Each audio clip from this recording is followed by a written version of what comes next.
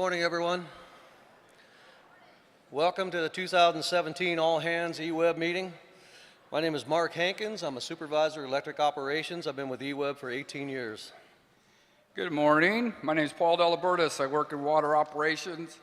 I've been with eWeb for 12 years, and this is really nice. I see all you people.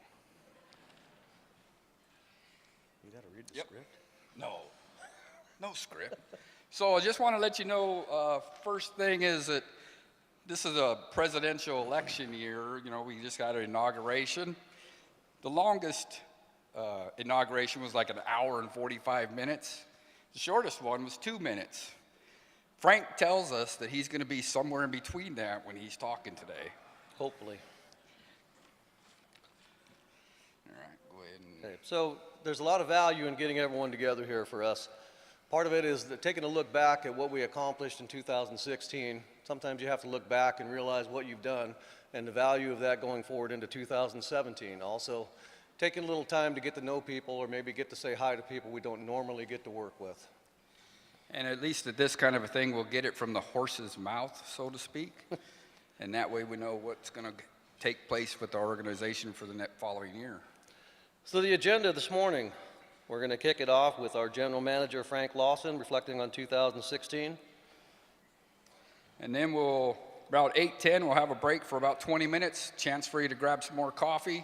If you guys like trivia, we got some trivia on the center of the table for you. And when we come back after the break, we'll go through the answers. And then Frank will take the stage again to look forward to 2017 and to share his longer-term vision for the utility. I want to warn everyone, there's some pictures of Frank that you may want to have your cell phone out for to get those pictures. And then we'll move to the annual presentation of the employee awards, led by Zalima Jones and James Palmer of Customer Operations. This year we're doing a little bit different. You don't have to come up here to receive your award.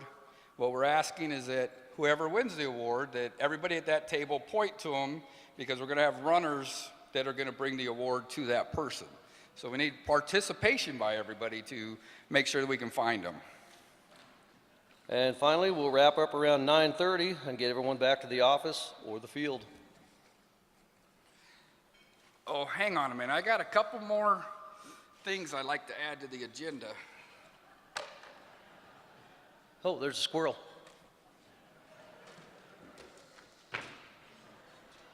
We'd like to welcome General Manager Frank Lawson.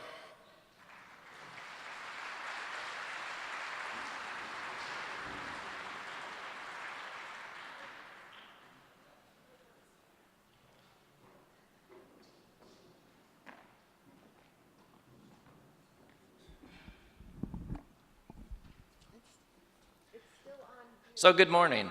This could be the 2-minute version, apparently, if it turns out like this. Someone warned me to not let someone have the microphone who's going to retire. Paul, when are you retiring? January 31st. Paul Delabertis is retiring, so thank you.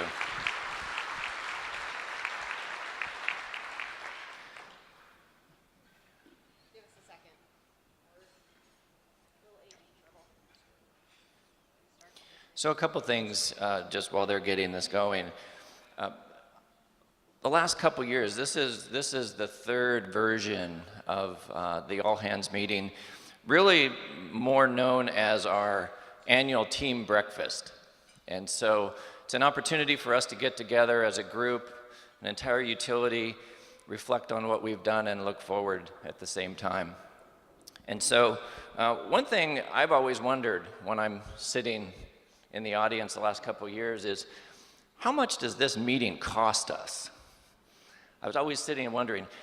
We did a rough estimate just on the time, as well as the cost for breakfast and all those things. It's around $78,000 to meet as a group like this. And so we want to make it an investment. We want to make it worth our while. We want to make it worth your while and our customers' while.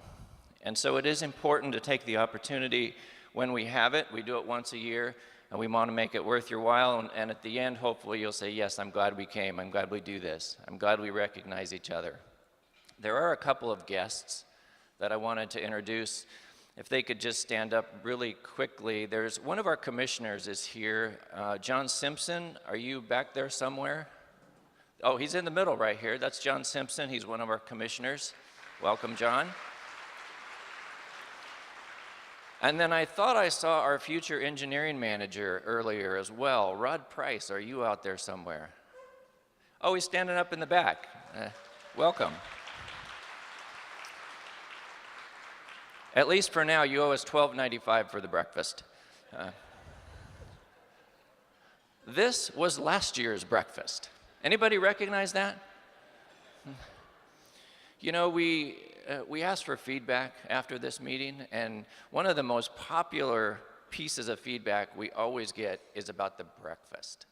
And so that was last year, so we wanted to change things up a little bit this year. We didn't have a lot of catering options in the past, but we did this year, and hopefully this year's breakfast was better, at least better than that. That's a tough standard to live up to. So we can't talk about 2016 without talking about organizational changes. We made a number of them, including me. It was about this time last year that Roger announced his resignation, and through a number of months and interview processes, I took over as the general manager in late June, and shortly thereafter made a number of other changes to the executive team. That picture up there, by the way, is the 1912 eWeb staff. There were 5 commissioners, and so there was almost as many commissioners as there was eWeb staff. I'm not sure about the 2 guys in the circles, other than maybe they missed the team picture, so they had to inject them in some way.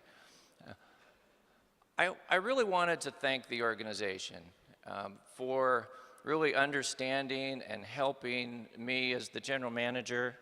I am honored to be your general manager. I know we went through a lot this year from an organizational perspective. We shifted around the executive team.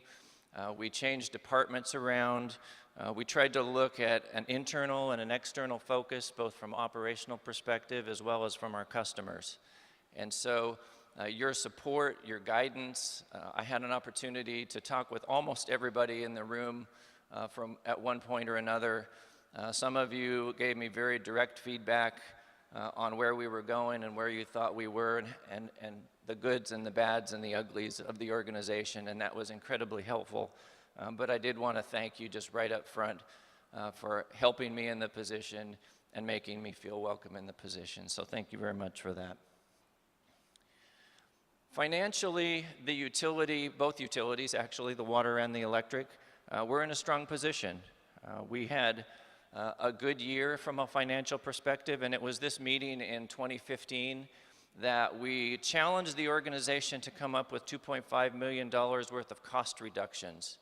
And I don't know if you remember that, but through the hard work of everybody here, we actually achieved $2.9 million in that same period of time. We improved our bond rating. We also went through 2 incredibly good audits. And this last round of audits, we're kind of in the middle of it now. They said that the cooperation between the various departments at eWeb was the highest that they've ever seen. And so our audits and our financial position have been very strong. We've had good retail sales on the water side. The electric retail was off a little bit last year, partly because of weather. But we also have a strong hedging program, which helps to balance out our revenue piece on the electric side. Probably the most important note up there is the one on rates. For the first time since 2005, we were on the residential side able to have no rate increase for water or electric. And that's pretty significant. And please, give yourselves a round of applause for that. That's an incredible thing. Our budget for 2017 also identifies another $2.5 million of challenge for the utility to come up with from a cost reduction perspective. And so part of that went into that that rate action. And so we have some further work to do, and it really never ends, but it's for our customers. Everything that we do relates to our customers when it comes to our costs and our activities. We made a lot of progress this last year in our debt reduction, and it's significant because it does burden the utility for a long period of time. The work of the bond team was just incredible. There were two different refinancing opportunities that we took advantage of, one for the water and one for the electric utility. The water utility, we refinanced $39 million, and in the process saved $5.6 million just in interest rates. On the electric side, it was even more pronounced. We actually went out for the largest bond in our history, which was $115 million.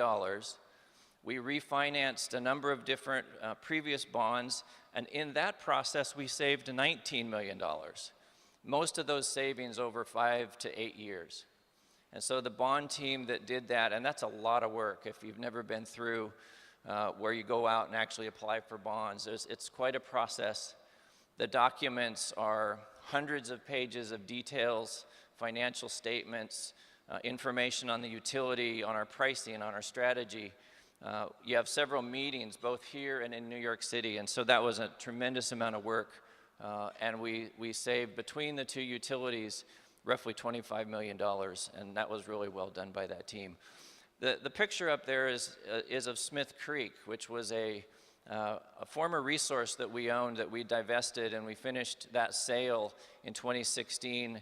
We sold that for $29 million, and so that reduced our debt even further.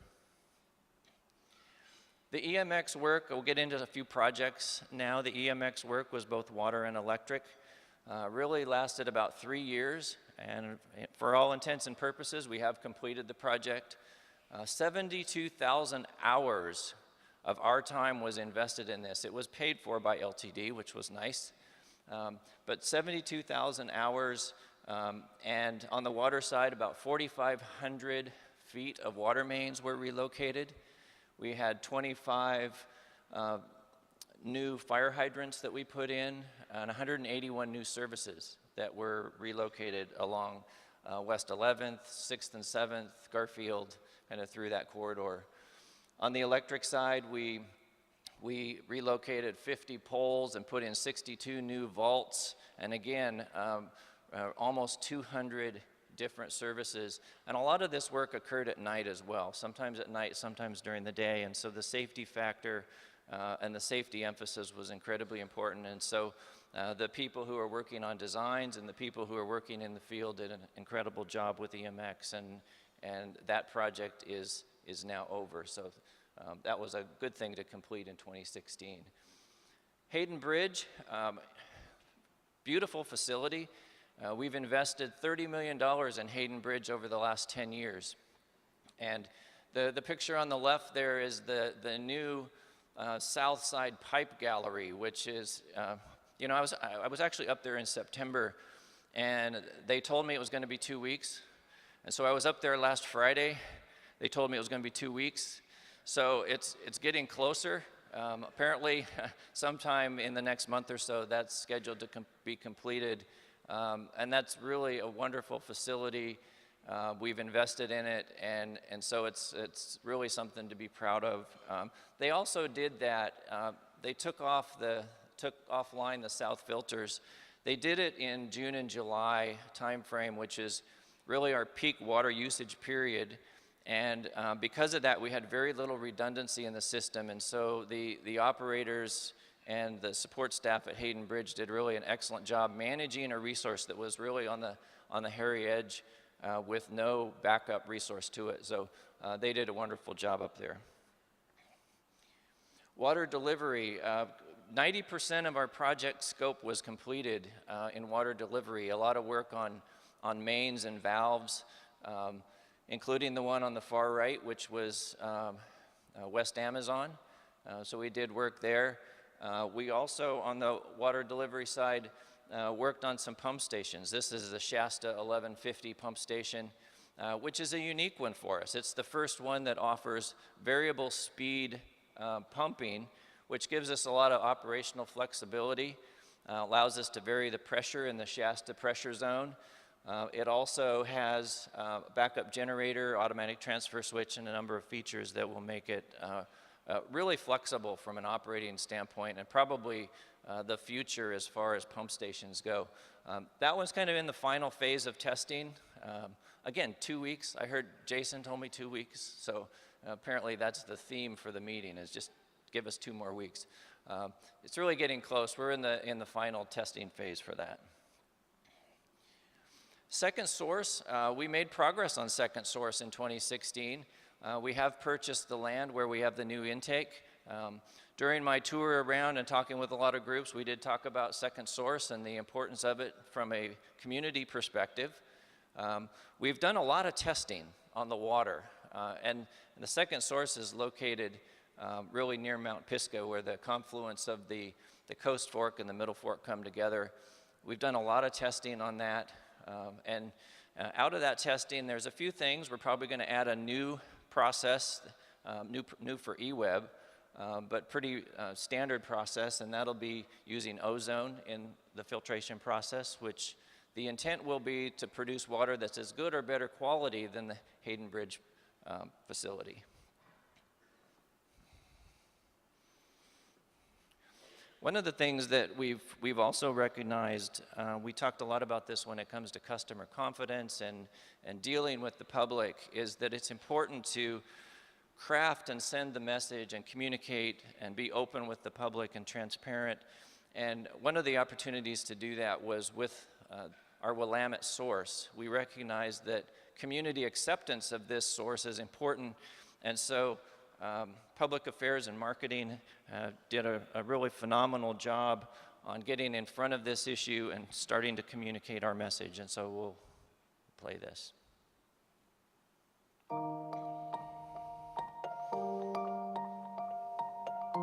The headwaters of the Willamette River begin far from Eugene in forested watersheds of the Coast Fork, the Middle Fork, and the McKenzie Rivers. Melting snow flows through porous volcanic rock in the Cascades, feeding crystal clear water into the Willamette before heading up to Portland. For nearly 90 years, the city of Eugene has relied on the McKenzie River as its only source of drinking water. Other cities in the valley draw their drinking water from the Willamette River.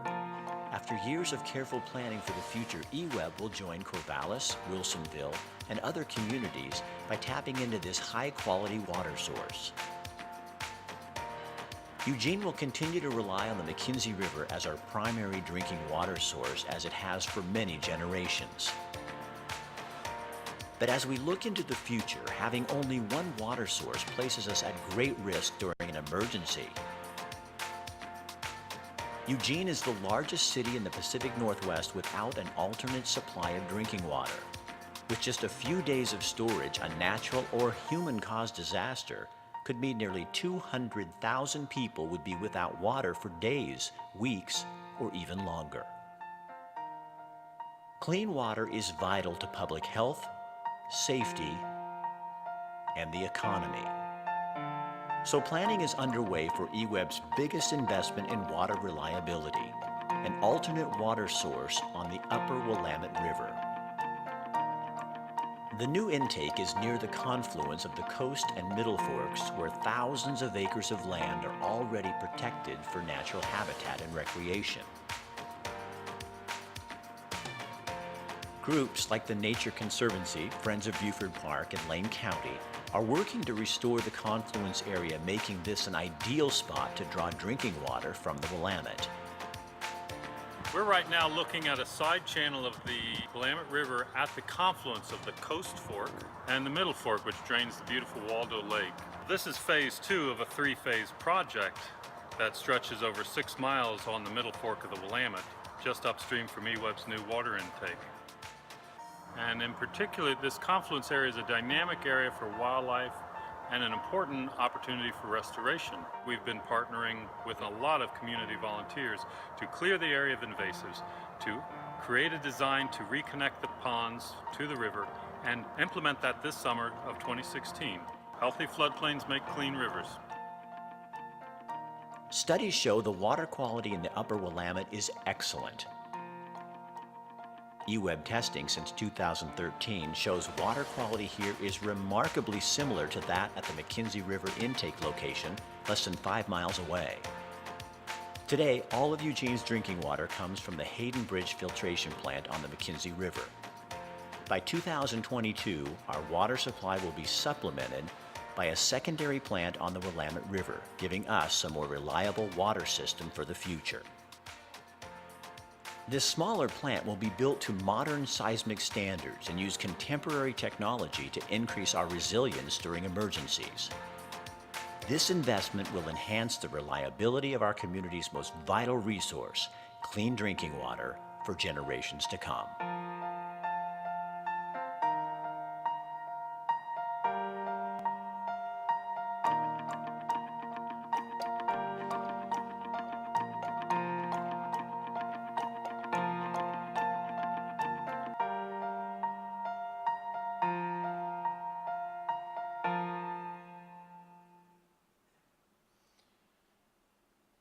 So on the electric side, we also had a number of projects working in both distribution, substation, generation. The couple of the projects involved Link Road.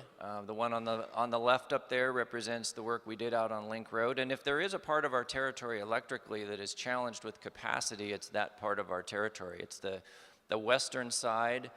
We do see growth there, both from an electrical perspective as well as the urban growth boundary. It's also near the airport, and so a lot of future development is going to go into that area. And that's something that, while you hear sometimes that we're overbuilt or we're robust, there's different ways to say it, the west side of our territory is an area that is not that way. And so we've started to work on some projects that will address that over the next few years.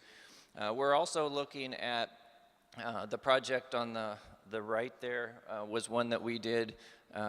We had a tunnel that went underneath Beltline right near I-105, and we actually filled that tunnel in eventually with 300 cubic yards of concrete and put a new duct bank across there. We did that so that the tunnel would not collapse and we would still have infrastructure we had to modify because of the work going on with ODOT. And so those were a couple projects. We also did some work at Monroe Substation, which is the substation on 28th and Friendly.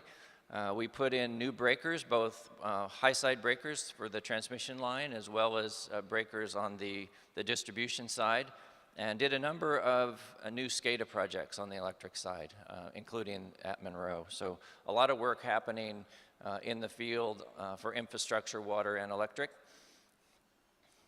Shared services, we had a lot of good things happen as well. And shared services is just a whole lot of people. There's customer service, there's public affairs and marketing, there's purchasing, there's the warehouse, there's fleet, there's human resources, construction services. I'm going to read. There's probably just everybody in here in some way or another who is not actually working in the field as part of shared services. There were a number of interesting things that we accomplished.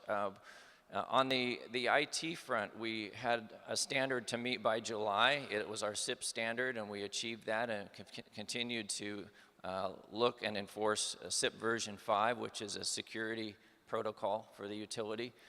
We also did a disaster recovery test where we completely failed over from one system to another, and we did that in November, and that's some pretty important resiliency work for us. Also, a number of different customer activities took place. One of the things I thought was interesting was we had over 600 projects this year that dealt with new building and new construction. So that's water and electric, and that comes through our customer service group, building and renovation services. We also accomplished our goals relative to new growth potential, smart growth projects, as well as conservation programs. We worked with customers on the electric side to achieve annual savings of about 1.4 average megawatts, and that was right on target for where we wanted to be. So some significant work and accomplishment in shared services. For the first time in a number of years, we have 3 working roll gates at Leeburg. And so we're in the tuning stage, I would say. They are operating. We're looking for some more water to completely test those. But for the first time in at least 3 years, we have 3 fully operating roll gates at Leeburg, which has been a significant project for the generation utility, both the operators as well as engineering. Carmen Smith has really 3 significant events that occurred in 2016. One of them was we renegotiated our contract with the settlement parties for the relicensing process and filed for the new FERC license. That was a significant event because we went back to the table recognizing there were new economic conditions today than when we had originally signed the contract in 2008. And in that process, we'll save the future utility ratepayers $80 million over the course of the license. And so that was a significant amount of work and really a large chunk of money that our future ratepayers will not have to pay. We also did some work on the hoist crane, and that looks like Todd Cole down there, pointing to a breaker. We did some work at the powerhouse where we had to change out a breaker that was failing and a few other things that started to occur in the powerhouse. So a number of activities going on at Carmen Smith and more to come on Carmen Smith, depending on the exact timing of the license. But we have a turbine shutoff valve and a number of other powerhouse activities planned over the next few years, a significant investment for us. You can't talk about 2016 without talking about the storm. Ice-ageddon, I think, is one term I heard for it. And this is, you know, winter is a time of year that reminds us in many ways why we're here. And this is not just an electric utility issue, but over the past few weeks, we've had a number of water main issues. It was, I think, 2 or 3 weekends ago, we had 7 water main breaks in one weekend. We've also had a number of freezing pipes, shut-offs, turn-ons, those type of things on the water utility. And it really does, in many cases, remind us that this is the reason we're here. We provide vital services. The electric utility, and in fact, the entire utility, was hit December 14th with an ice storm that, even compared to the one in 2014 in February, was much more significant and much more damaging. When you look at just raw numbers, you don't get the full story, but it does give you at least an indication as to the magnitude of the storm. It was, from an outage perspective, the second largest outage in EWEB's history, other than the Columbus Day storm. It was very significant. Really, at one particular time in its peak, there were about 22,500 services without power. When you figure that each service has a number of people involved, it probably affected on the order of 75,000 people. It wasn't just a field operation. The logistics that take place are incredible. We had over 30 crews working in the field. We had I don't remember the exact number of wire watchers. I know it was somewhere between around 40. We had 14 tree crews. We had 100 hotel rooms that we had to get for out-of-town mutual aid and contracted assistance. And this was an interesting one. I really didn't hear this number until just about a week ago. We normally get a few hundred calls a day. During those 8 days, we got 235,000 phone calls. That's an incredible amount of interaction with our customers. The customer service people did an incredible job. The communications people did an incredible job trying to communicate something that, especially early in a storm, is difficult. We're putting a puzzle back together, and every customer wants to know about their piece to the puzzle. And so how do you communicate that effectively? We learned a lot of things from 2014. We used social media more.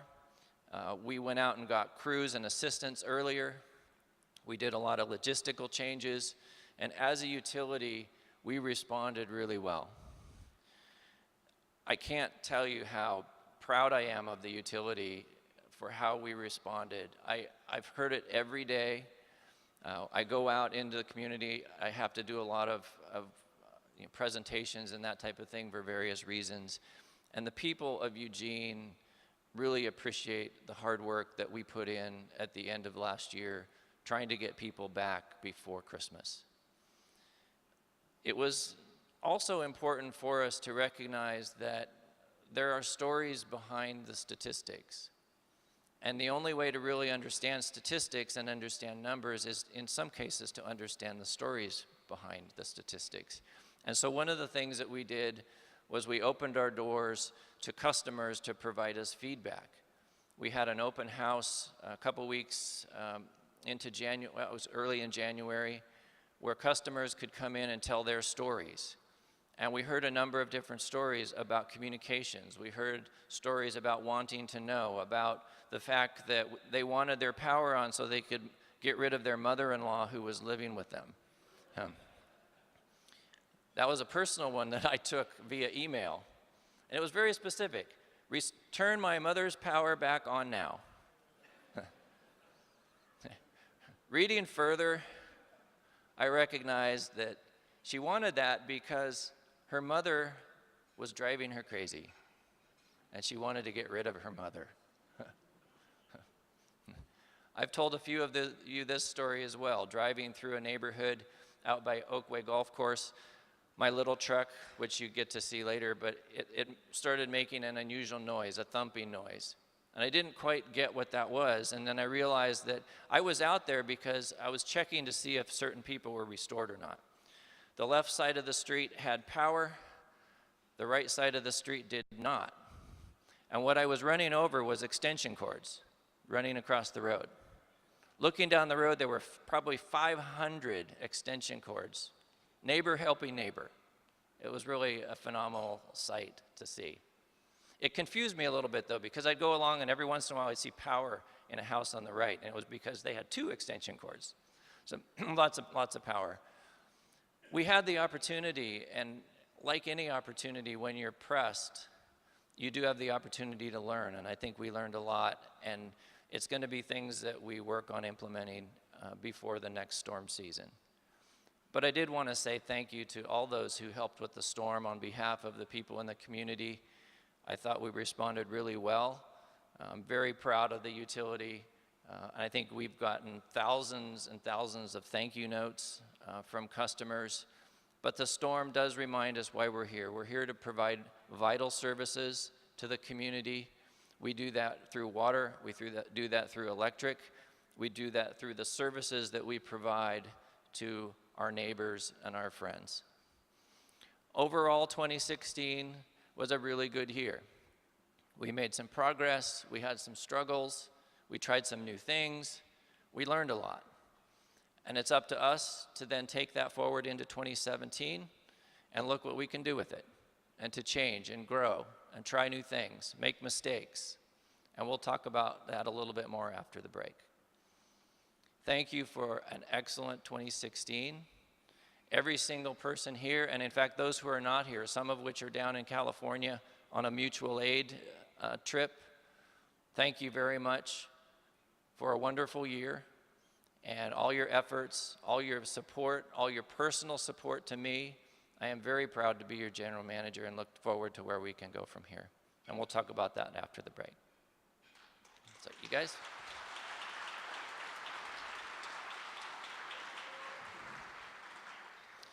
And Paul, you better take advantage, because this is the last time you will ever get to do this. We're going to. Oh, great. Have no fear, Frank.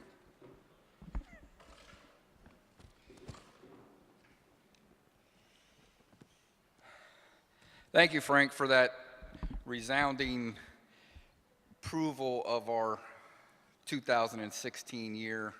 And we look forward to your next 2017. Look forward. So I want to give everyone a chance to chat with the folks at your table. Hopefully you got to sit with someone you don't normally work with every day. That's me looking at my electric ops guys back in the corner over there.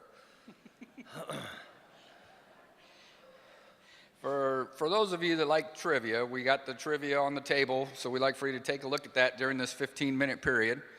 One thing that I forgot to do earlier was check to see if people would stand that have never been to a all-hands meeting, so we can see who's joined this company in the last year.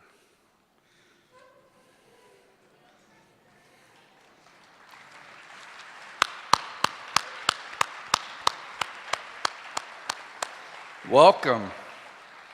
Glad you're here. You'll all be asked to come up and give a short speech in a couple minutes. So in the closing, you know, we're looking back at 2016, Mark, and now we're going to 2017. You know, when I reflect back on 2016, I think about, you know, in July I was in yoga, and, you know, I felt calm, just like the Buddha. And now I'm looking at it going, here we are in 2017, and the only thing the Buddha and I have in common is the same BMI. And also, knowing that Paul is retiring at the end of the month, he asked me to read a couple of letters for him this morning.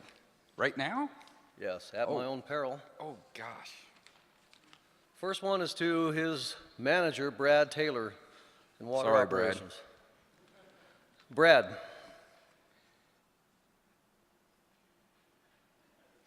Moving on. Oh, dang it. Second one was to Frank Lawson, our general manager. Yeah, I like you, Frank. You're the man. Frank. I'm starting to see a pattern here, Paul. Oh, God. It's a good thing he didn't have time to finish the letter he started for Human Resources this morning. And we're going to give everybody a few minutes for your trivia. We'll be back in about 15 minutes. Thank you.